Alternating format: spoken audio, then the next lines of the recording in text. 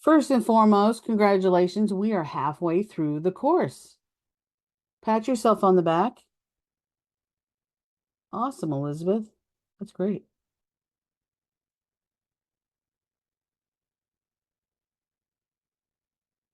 So it's all downhill from here. It should be easy on the way out because everything goes so fast.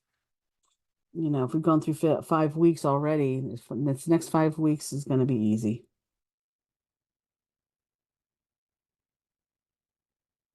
We this week will be covering internet technologies. So that will include the internet itself, World Wide Web, right? Web browsers, cloud computing, social media, internet communication technologies, Internet of Things, and online research, which includes um, the ways to search for sources, and then plagiarism and citations and references, that type of thing. I do have some tutorials points to kind of add to this. It's totally optional if you want to look at this. There is some great information that does come from this. One that covers the internet technologies that we're talking about. Another one is for just web development, if there are different areas that you want to learn from last week, but also to help you with the web information that we have from this week, and find it all on here, basically. Oh, my mouse is giving me such a hard time. There we go. I need to go wired again. Cloud computing, just to give you a background on that and the technologies of cloud computing. And then Internet of Things, some more information about that and how that's used. And social media and becoming aware of the social media that's around us. And of course, part of the marketing that we do with that too. So let's get into it with what we're going to do this week. I do have the PowerPoints here that you can pull as well to go through to help you with some of the labs that you're going to do. Let's go to 5.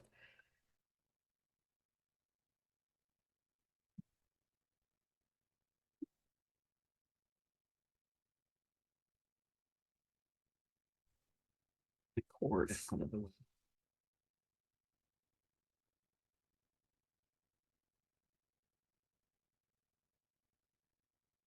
Pull and open indifferently. There we go. That's what I'm going to do. Get it open. Well, didn't open the other page.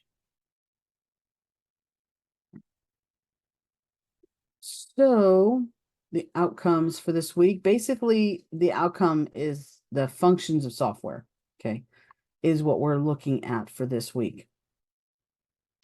But by the end of this week, you should be able to describe the essential components of the web, including websites, URLs, hyperlinks, web browsers, and search engines.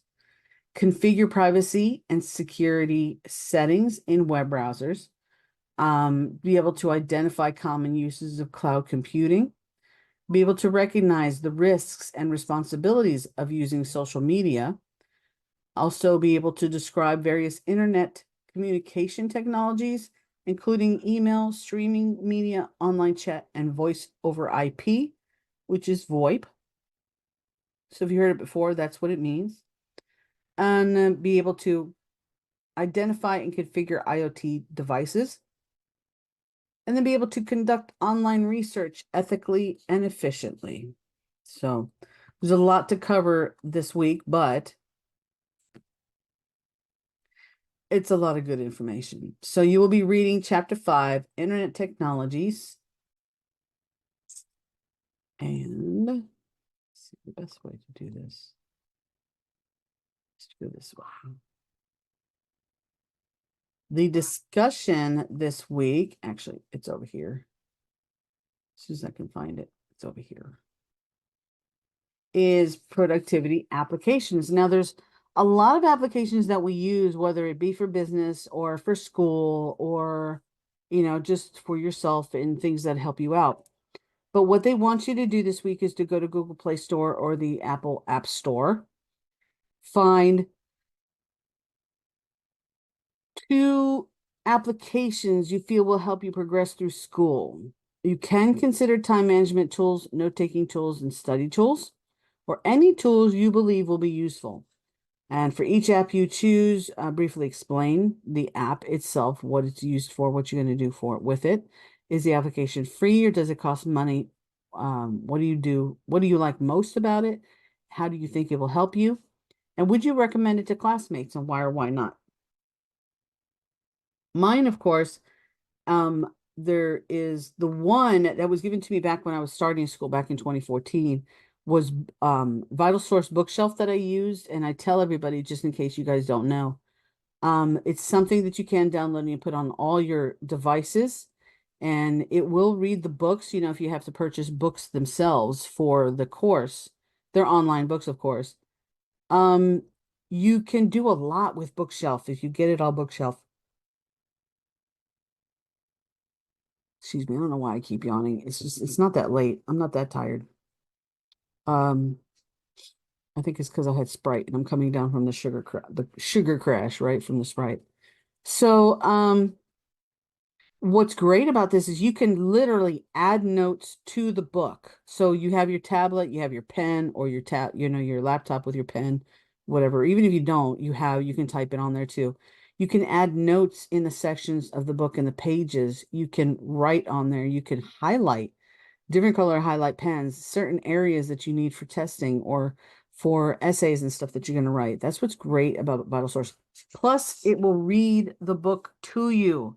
So I used it quite a bit as I was going through my courses, so that way I could, drive to get my sons, pick them up from school, or cook dinner.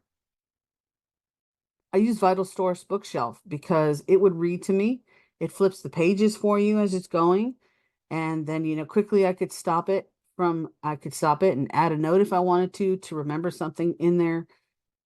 It was really such a benefit to have with it.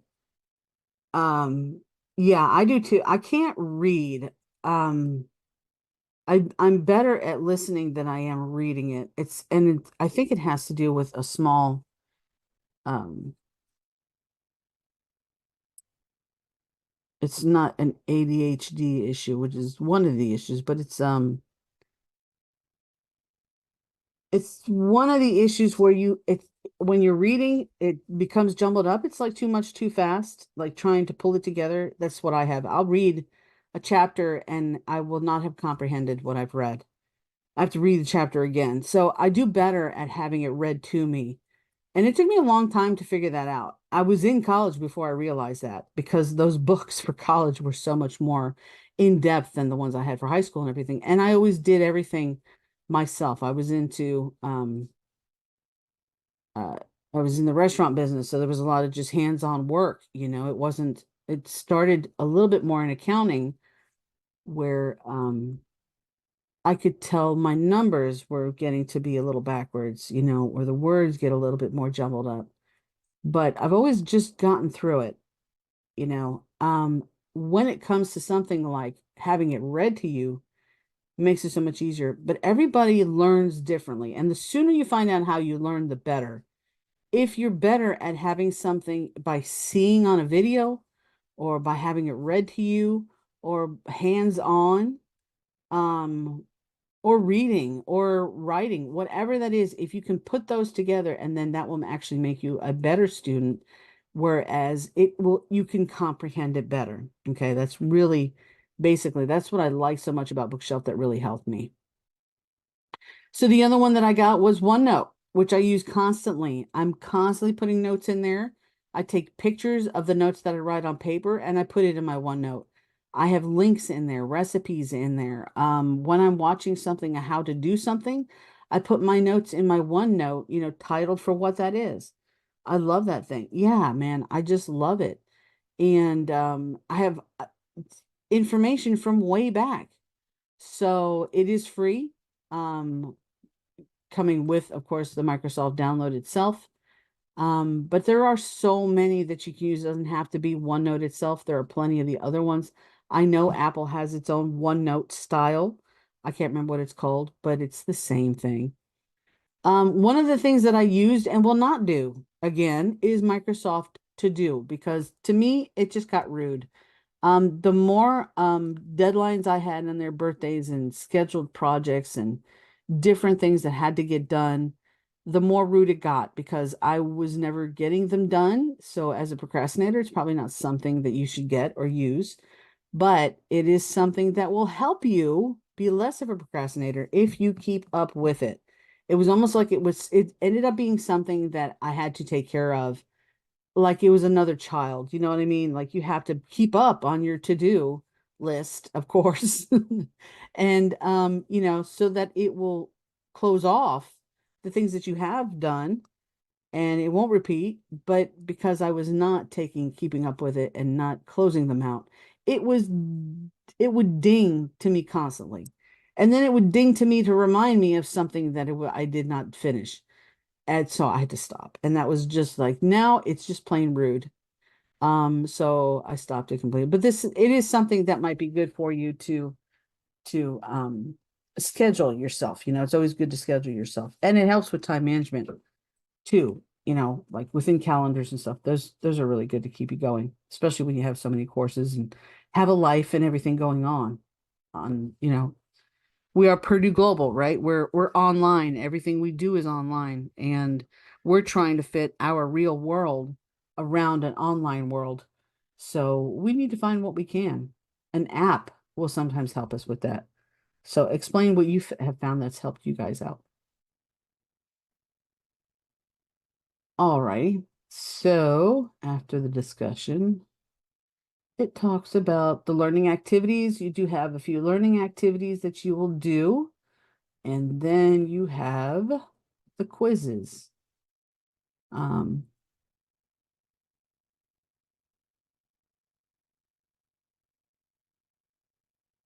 that's right, Purdue Day of Giving. All right, let's get into this. So we're going to start off internet technologies. We're going to start off with World Wide Web. And basically what it's covering is the web itself, the internet, the web, ISPs, internet service providers. Of course, that is like you might have, who do I have? Xfinity. That's my internet service provider. Any one of those, that's my ISP. Your IP address is your internet protocol address.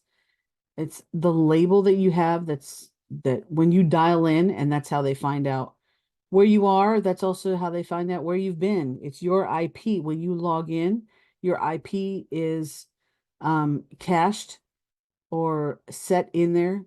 Um, if you take a cybersecurity course, a network course, you'll learn more about that too. Because IP addresses mean a lot when it comes to that, especially in cybersecurity. That's how you find out you're a hacker. You find the IP address and you can get into someone else's. I mean, there's a lot when it comes to that. Really scary stuff. Hypertext Transfer Protocol, that is the HTTP and HTTPS secured one that goes with the URL that's above the address that we use for each web page, right? That is the URL, the Uniform Resource Locator. The FTP is where we have a file transfer protocol. So that is, we transfer the files to the servers that we see on the internet. All of these are files that are being used within, your HTML, your CSS, your JavaScript.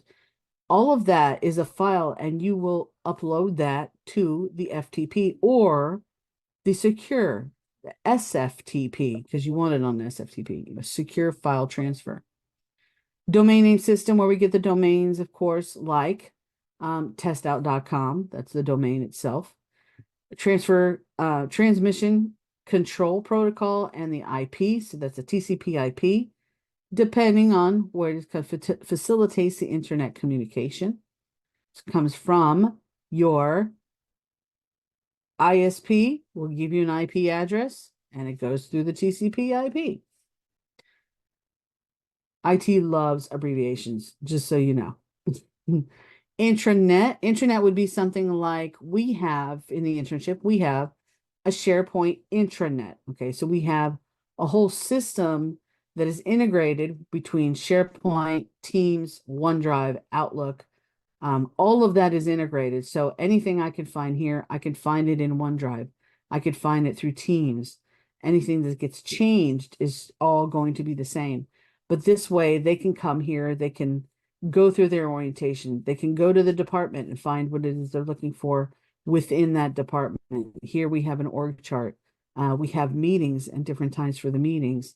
Everything is set so that they can find what they need. They come here. Each department has the same thing. Within that, like cybersecurity has all this information specific to this department. And whether it be meetings across the different departments, across different areas, they just set that up and go. And then all the cybersecurity interns can come to this page and find the different areas of information that they need, whether it be news or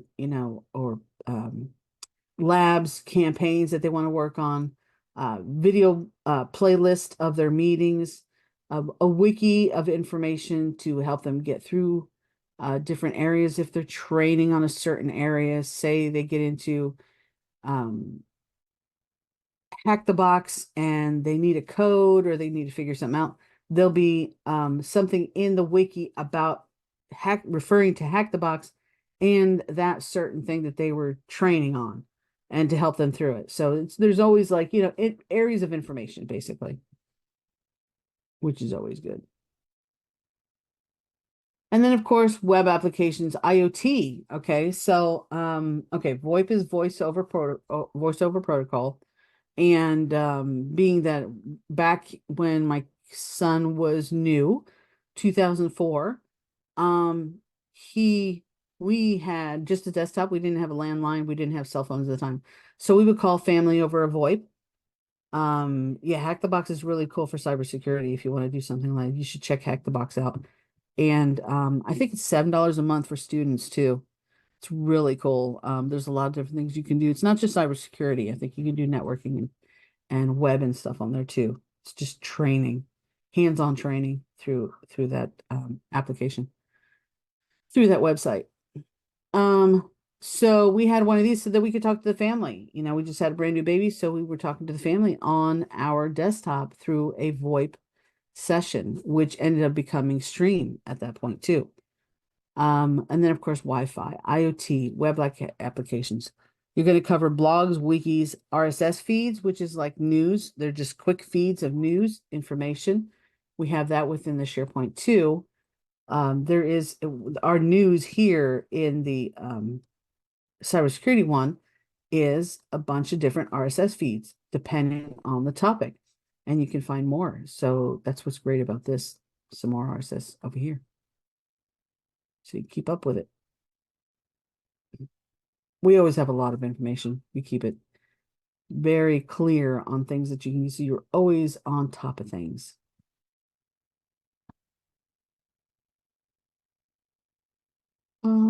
Let's see, my mouse is just, I think I have to get a wired mouse because this one is not working. So you're going to cover the internet, web and other internet technologies. And these are some facts about the internet. Again, kind of the same things we just went through, a little bit more in depth, just to give you a little more background about it. Link to the Purdue Global unofficial server on Discord. The others on the server get together to do cybersecurity games like NCLA. Yes, Devin. I think that's from Tina, right? Definitely put that out there. Yeah, because we have our interns have gone into that too. So if you want to put that up, that's fine. Then of course DNS, you've got your domain name system, TCP/IP again, HTML, which we know from last week, intranet, and Wi-Fi Internet of Things. We'll get more in depth with that on the other ones. Now, web applications, there's a difference between that web application, desktop application. Web applications are the ones like I have up here that you use on the web. And that's where Google Chromebooks comes in. They want you to use web applications. They give you small hard drives so that you don't download and install applications. You use the web applications is what you do. And other applications that we tend to use are desktop applications. Then we need bigger hard drives for that. You know what I mean? So that is definitely something. There's pros and cons with either one. Um, but that's good to understand the difference between the two. Blogs and wikis. Blogs are articles somebody has written about pretty quickly. Um, it could be fashion, makeup, animals, DIY, all kinds of things when it comes to blogs. Wiki is good. Wikipedia has a lot of information you have to watch because sometimes it's not um they say it all the time. They say Wikipedia comes from different areas. A lot of people put their own information in there, what they think is right, and sometimes it isn't. So that's why they say you can't use Wikipedia as a trusted source. Okay, but I have one that you guys can use, which for IT fundamentals, you can use for studying. So not only use what do you call it? Not only use TestOut, but you can use this Wikiversity. And Wikiversity also has many other certification type training in there too that you can look it up. I'll go ahead and give you guys this one if you want to use it. Or see everyone. Or just to help you with the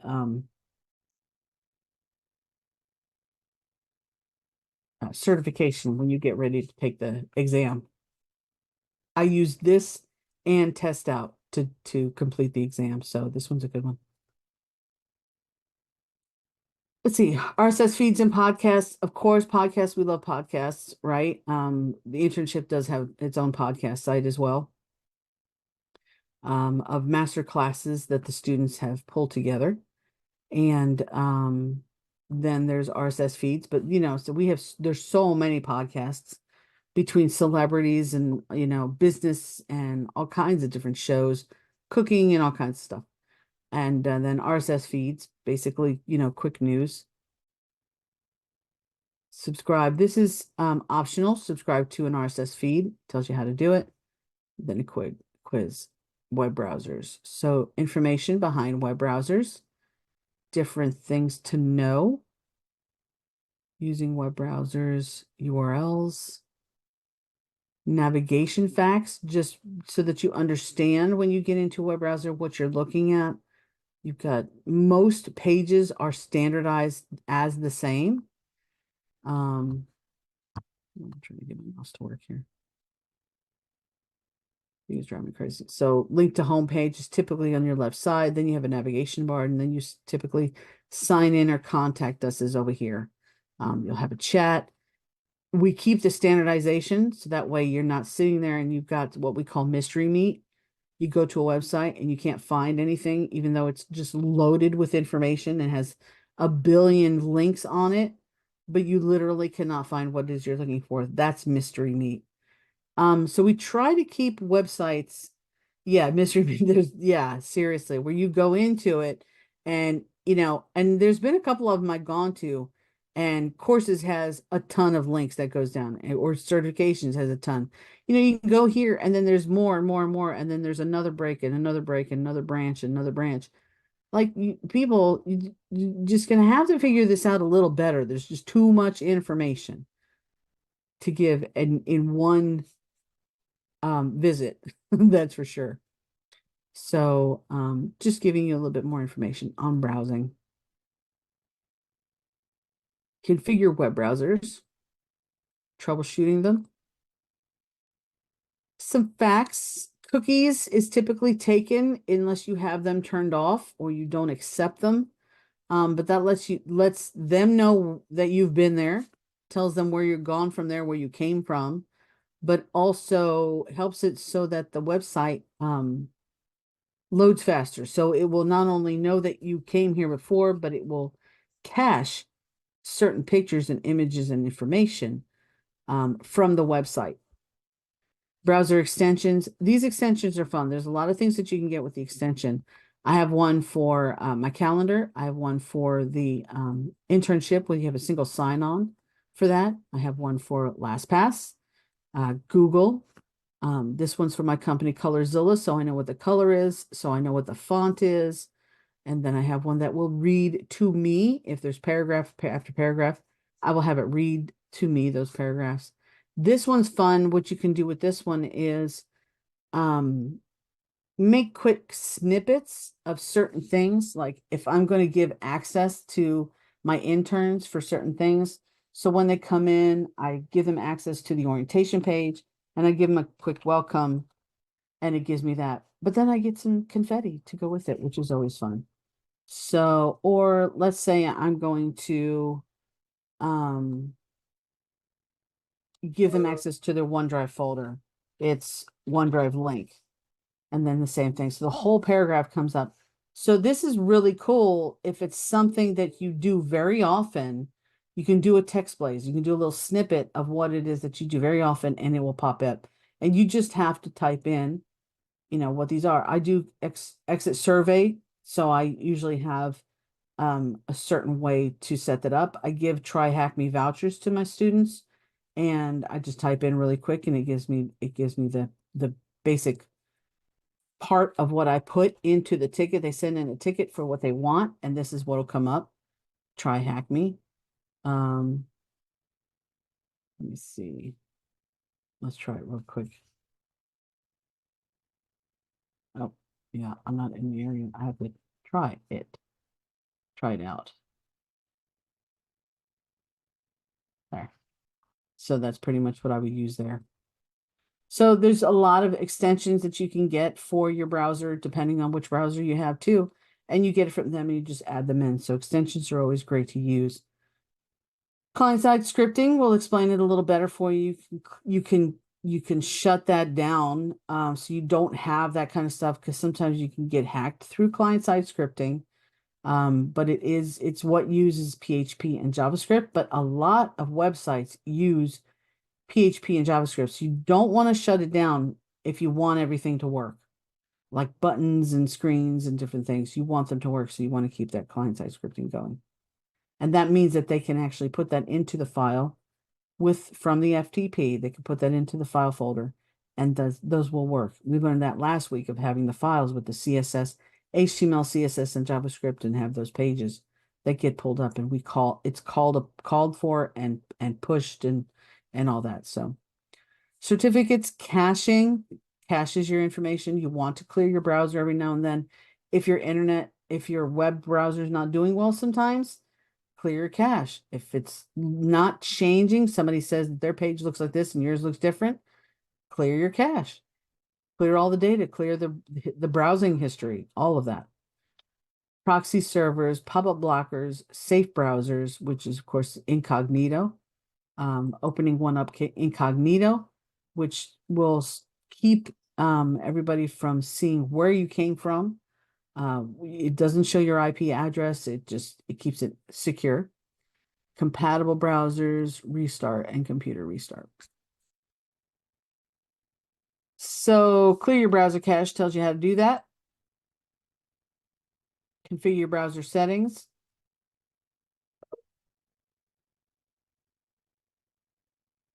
Using a proxy server quiz. Okay, cloud computing. So now when we get into cloud computing, we're talking about the storage, right? We're using it as storage. We have information that's in there, but we have to understand cloud computing. We have to understand how not only is it a factor of how we can use things on the cloud, but it is an area that we can use to back up our information.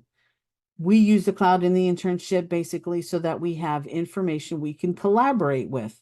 I make it accessible to them. They can share files that they can work with each other for it together. And then we back up a lot of our information on there too that we make sure is secure, that nobody else gets to go into, but we still have it. So it's good to have cloud computing simply for those reasons. There are cons when it comes to it as well, though. They can get hacked into. You can lose your information from it. If you have private information, it can be taken as well. But cloud computing is a software as a service. It's free service. given to everyone. You can purchase the service as well to get a bigger cloud, right? And get a bigger, more terabytes of cloud space, and shows you how that works. Business solutions, these are basically the three most used business solutions in the cloud. Microsoft Azure and 365 being one of them that I use for the internship as well. Google Cloud is another one that's getting bigger and bigger. And AWS, Amazon Web Services, which does a ton of the websites. And just to let you know, stuff like places like HostGator or GatorHost or HostGator, I think, whatever. Those smaller sites that charge you so much for it, they literally have AWS. They use AWS and they're charging you so much. You should just go to AWS and do your hosting through that. It's like $3.50 a month, $3.50 a month compared to what they're telling you. But if you go to AWS, you have to know how to take care of your hosting plan and your website. So there's pros and cons, right, with everything. But we use that as well in the internship for our PGI Pod site and our PGIPtech.com site. Windows Cloud Storage, Storage Facts, OneDrive Cloud Storage gives you a little feedback on that and how to use it. And then, of course, peer-to-peer file sharing. Copy files to OneDrive and a quiz. Now, social media is a big part of our life. And as you know, there's a generation that uses quite a bit of social media, which can be scary. And because of this, there's a lot of personal information that's out there. And we want to be careful of what we have out there. Now, for me in particular, Facebook is very helpful for our family. I have family in Europe, right? And they have watched my children grow. I've watched my cousins grow. I've already met my cousins' babies, and so my second cousins, my third cousins, all kinds of things through that. To see them because I can't get to Europe as often as I'd like to. I can visit them on Facebook. That's what's so great. So for someone like us and my family, we like that kind of thing. But it can be a hindrance on your life as well. It can be something that takes up a lot of your time. Now, mind you, I work probably 18 hours a day. I work a lot of hours because I have the internship, the school, and my own businesses. So for me to sit in the morning while I wait for my son to get up and go to school, I will watch TikTok for a half hour. I don't care. I'm not paying attention. I'm laughing my butt off when I watch all the animals do their silly things or people falling down, which is really mean. But, sometimes I watch the car accidents ones. Who knows? I just watch something. I'm not even really paying attention. I just want my brain to be quiet while I have my coffee and it can just watch without having to think and laugh, right? But that's what social media is for. That's what it's gotten to be. Now, social media can also be a problem as far as trolling victims, a lot of mean areas. There's been anxiety, depression, suicide, all within social media itself. It's so sad. You find that in schools, you find that amongst friends. It's, with social media and with the internet, it has become an area where you can do or say anything behind the screen. No one sees your face. No one knows, right? They don't know the real you. They just figure, okay, you want to come across as a bully. That's who you are. But they don't know your real name. Maybe you set up a site with a different name. It's really crazy. It's scary about what happens out there. Yes, I am a different generation, but I grow with the generations too, and I understand the good of what we have these days, but I also know and understand the bad that can come from it too. So, being aware of all of that is really a big part of it because it really tests your social, ethical, and moral standards. Social media does. Um, a little bit more information about these in this area, which is a lot of this is for business is great. You start a small business, you get yourself an Instagram, you get yourself a Twitter, you get yourself a Facebook page, and you can start social media marketing yourself like crazy, and your business will get known very quickly. Um, but another one is your online identity. People can know you, and a lot of hacking comes from this, from identity theft comes from something like Facebook and that, because you put your information on there, you tell people that, you show pictures of, hey, we're out here, in at Cancun and having a great time. Well, okay, they can find out where you live because you put your address in your Facebook. They find out where you live and they go ahead and break into your house while you're in Cancun showing off all the pictures that you're taking because you're out there having a drink or showing off the food that you're eating or dancing at this, on the beach or whatever that is. You have to be careful with social media.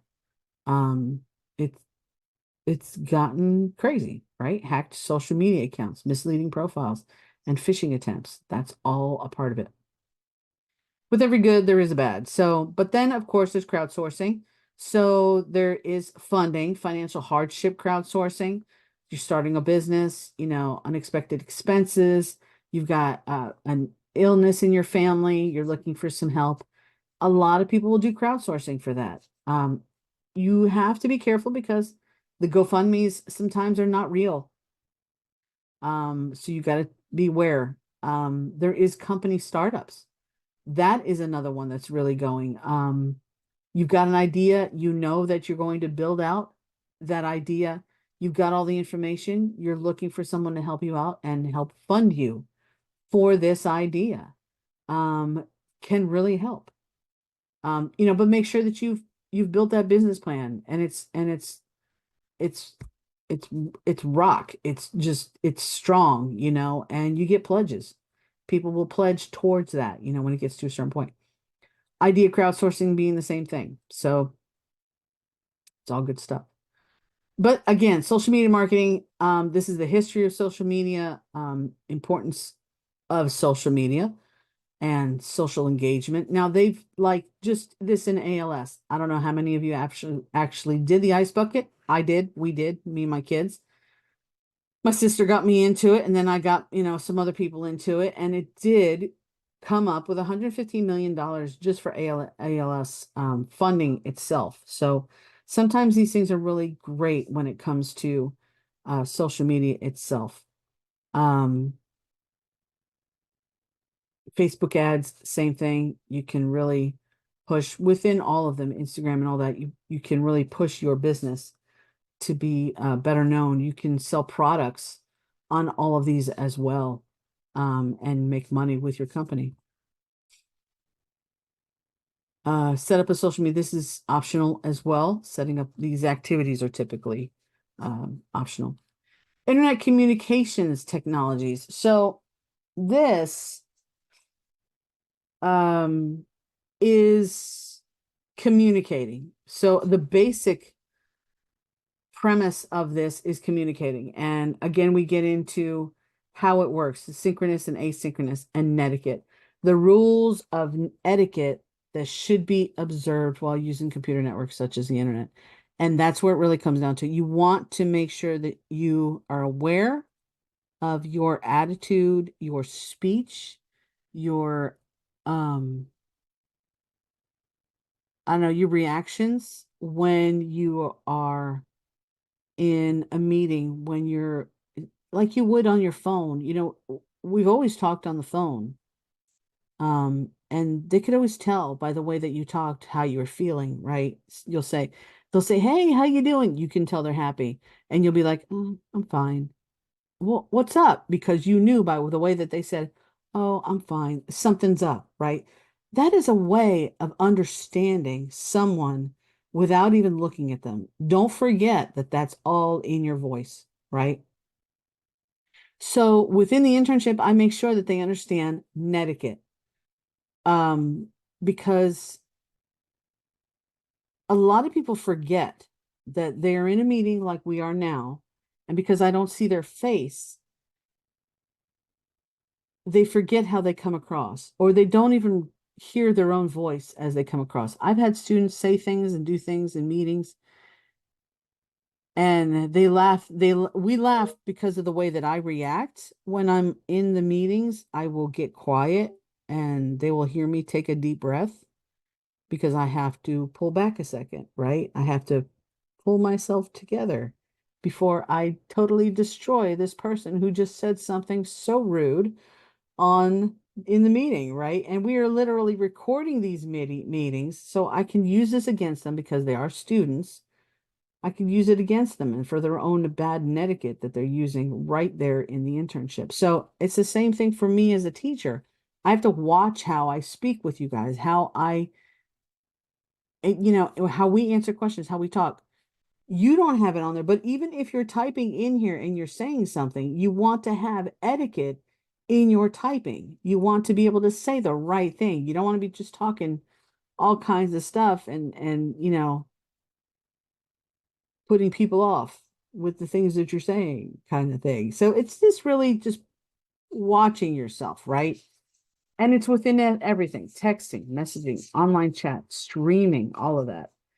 It all is a factor we still have to hold our humanity. And this is the implications of being online and the internet and the ethical and moral decisions we have to make on a day-to-day basis while we're online, right?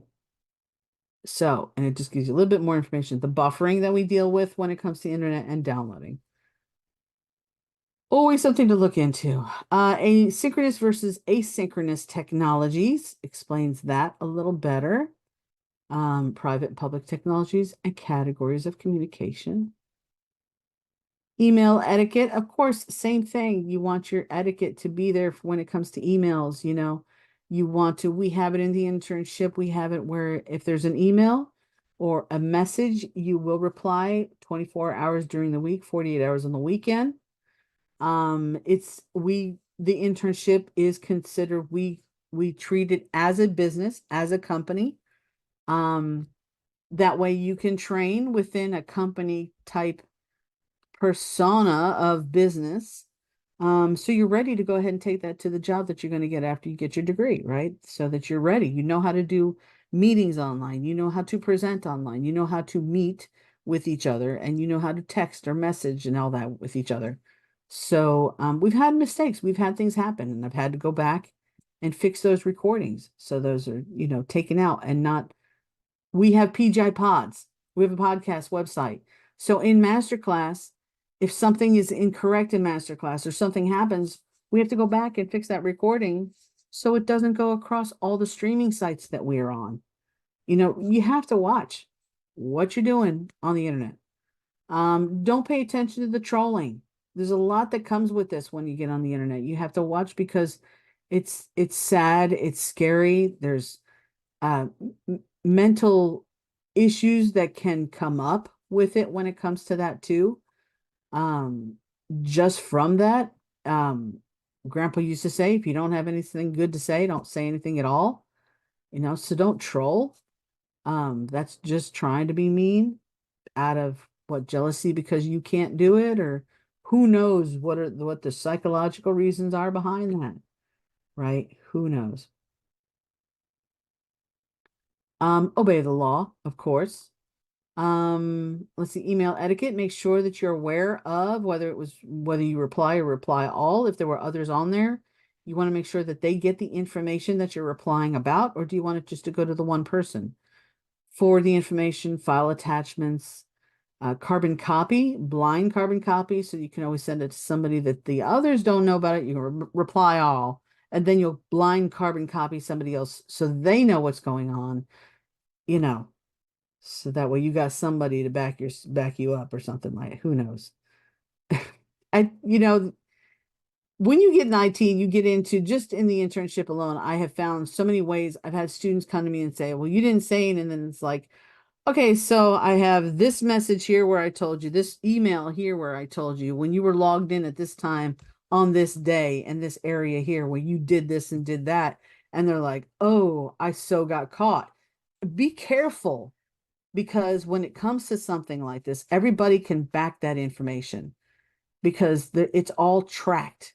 The internet is tracked more than you know, more than you're aware of. And that's where you really have to understand what you are a part of, where you have your information out at, right? That's, I guess, the best way to say it. Texting, messaging, and online chat can get you into a lot of trouble. But again, it's all in what you say and what you do. So you are your own caretaker. VoIP works, it does, and it did start off ARPANET, I believe, yeah, and then Vocatech. Then it changed with visual, so we got into Stream, we got into Skype is what it was, and of course now we're using all these different things. You know, us, I could turn the camera on, but there's no reason to because I'm always showing you something, so I don't ever turn the cameras on. Advantages and disadvantages of those. Online streaming, always great. I stream constantly when I'm not working. I'm binge streaming something so I can just kind of disappear for a minute, right? I think we use a lot of that too. What do we have? What did they say? Downloading and live stream and on-demand stream. Yep. Chris. Okay, Internet of Things. So that is, of course, let's see, 10 minutes to 10. So if you need to pop off, go ahead. I'm going to keep going, so it will be recording, but I'm going to go through these last two Internet of Things and online research. So Internet of Things, of course, you know, being in your car, being on your cameras, light switches, locks, thermostats, outlets. Of course, it has to do with um your refrigerator, your stove, my air fryer. Why I still don't know, but okay. But there's all kinds of things that we are have Internet of Things, right? It's all smart technology. Digital assistants, definitely worth it to have some of these things. It's, you know, they've got them the heart monitors and you know running and health monitors and all kinds of things like your calendar and phone and everything in just a digital assistant. And we have a lot of different ones. Siri, Cortana, and I can't say um there's Amazon, but there's one I can't say, and this one I can't say either because they will start talking to me if I say their names. The A1 and the G1. Configuring your smart devices explains how to do that. And okay, so online research is basically talking about sourcing your information.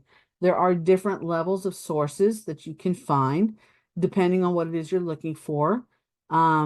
And of course, having citations and references, and then of course, plagiarism.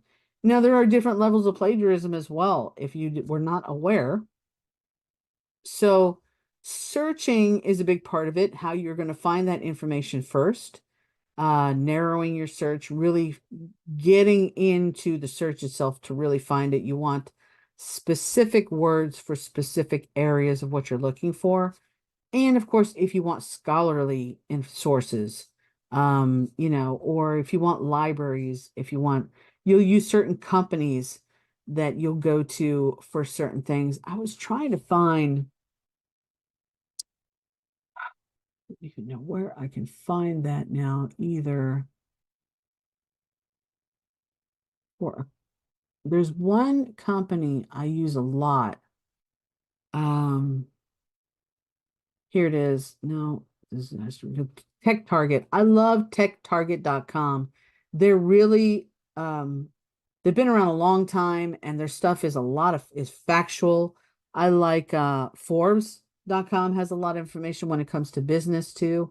So there's always some websites that you might like that are more prone to having factual information than having, like I say, if you're going to write an essay, yes, you want to use a library. Yes, you want to use sources that are more factual. You want to stay away from Wikipedia, of course, because that can not sometimes not be realistic or be written by anybody. Is like they say, it's not always written by a scholar. It's not always peer reviewed. which is what the school wants you to do. But when you are allowed to use web sources, you want to use stuff that you can, that gives you facts, stuff that can be, um, what's the word for it? It's, you're talking peer reviewed. It can be fact checked.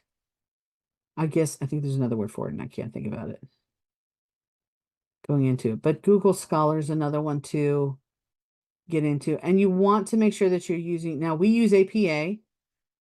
Schools use this, kids like my high school, like my kids' high school, they use MLA, Modern Language Association. APA is American Psychological Association, which is what we use. If you're still writing essays for your courses, make sure that you get your APA 7.0, that you understand it very well. You will lose points from it. Just like in our discussions, if you don't have your APA, I can take that away. I think it's like 0.75 points. But you do need to, and that's basically if it's needed, is how it says. Your APA is included if needed. Well, how am I supposed to know if it's needed? I don't know, but it's on there. I don't typically take it away for that. Now, if it was an essay, it would be different. I would have to grade you for citation and references. And that's what you're going to come across moving forward in those courses. Now, of course, TestOut, we don't have that, so that's not so much to worry about. Avoiding plagiarism. There are different types of plagiarism. I was not aware of all the different types. There's actually 4 different ones. There's a direct, you're really taking that information from someone and, using it without quoting them or without citing the source where you got it from. Self-plagiarism, you're using your own information from a long time ago, from another college course. It's harder to catch, but still considered unethical to use your own information, but the school lets you do it. Like if you took this course and you had written papers in it and you take the course again, can you use that information that you wrote in the last course? They say yes, you can. The school says yes, you can. I typically say yes, you can, but because you're taking this course again, I think you should put a little bit more information into it. Change it up a little bit since you got a little more time to do it. Um, Maybe that's just me, but I think you can put a little bit more into it. Mosaic patch writing, so you're taking pieces of it. It's similar to direct, but you're taking pieces from one to the other. Unethical again. And accidental occurs when a person fails to quote or misquotes their sources unintentionally. So it's always good to know, especially it's always good to know when you're plagiarizing. You might not think you are, but you might actually will be. Another activity, and then a quiz. And I think that's it. Basically, that is it for this week. And it should be pretty good, easy. I think the little labs are pretty easy too. Being that you're at 5 weeks, take the time to go back through everything and see if you can bring those points up. You don't want those to add up to bring you down below 70, below, I think it's 970. You're still an A. I don't know. It's in the syllabus. It'll tell you about your A's and B's and your points. Check that syllabus out for grading. But go through it again since you're allowed to do those quizzes over and over again and the labs over and over again. You might as well, go ahead and do that and catch up on some of those that you didn't do before. Have a great rest of your evening. Have a great week. I'm available. You can text me and email me if you need to. Yeah, you're welcome.